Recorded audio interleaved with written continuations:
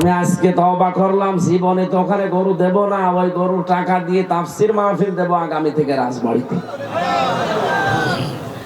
আমার মনে হয় যাদের অন্তত একটু বিবেক আছে, যদি একটু নাড়াচাড়া দেওয়া যায় ওটা খুলে যাবে, ও জীবনও আর ওই কোনো ভণ্ড বাবার কাছে যাবে না।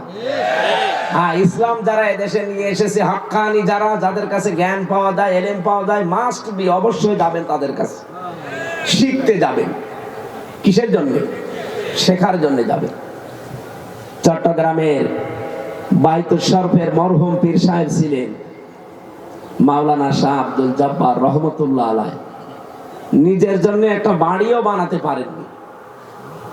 বাংলাদেশে এরকম পীর যেগুলো আছে, এইরকম জায়গায় যাবেন শেখার জন্য। তিনি মুনাব্বিহাত, কিতাবুল মুনাব্বিহাতের বাংলা করেছেন হাফেজ ইবনে হাজার আসকালানী রহমতুল্লাহ আলাইহ। আমি সেখান থেকে আজকে আলোচনা করব, আপনারা থাকবেন তো ইনশাআল্লাহ? ইনশাআল্লাহ। এরকম জ্ঞানী মানুষ যারা পীর আছে, আলেম আছে, তাদের কাছে যে আপনি শিখে নেবেন। ফাসালু আহলা যিকরি ইন কুনতুম লা তা'লামুন। যেটা জানো না, যারা জানে তাদের কাছে জেনে নিবা। এই ঘোষণা কার? আল্লাহ। কিন্তু তার গা পা টিপে দেওয়া লাগবে, বউ ছেলে মেয়ে নিয়ে সব সেখানে যে পড়ে থাকবেন না, এগুলো নেই, ইসলামে নেই। এই বরিশালবাসী এদিকে তাকান, মহিলা প্যান্ডেল নেই?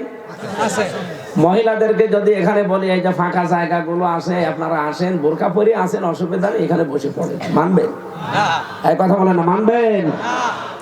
ফাঁকা জায়গা আমরা তো ভাই বোনের মতোই মনে করব, অথবা মেয়েদেরকে মা খালার মতোই মনে করব, তারপরও তারা পর্দা করে বোরকা পরে আছে। এই অবস্থায় থাকার পরে ফাঁকা জায়গা পড়ে আছে, এতগুলো জায়গা ফাঁকা, এরপরও যদি তাদেরকে আপনি বসতে দিতে রাজি না হন, বলেন তো নারী পুরুষ এক জায়গায় রাতের বেলা দরবারে জিকির করে, এ কি আসলে কোরআন হাদিস মেনে করে? না। এগুলো যে ভণ্ড, শয়তান, প্রতারক, আর কি ফতোয়া দেওয়া লাগবে? না।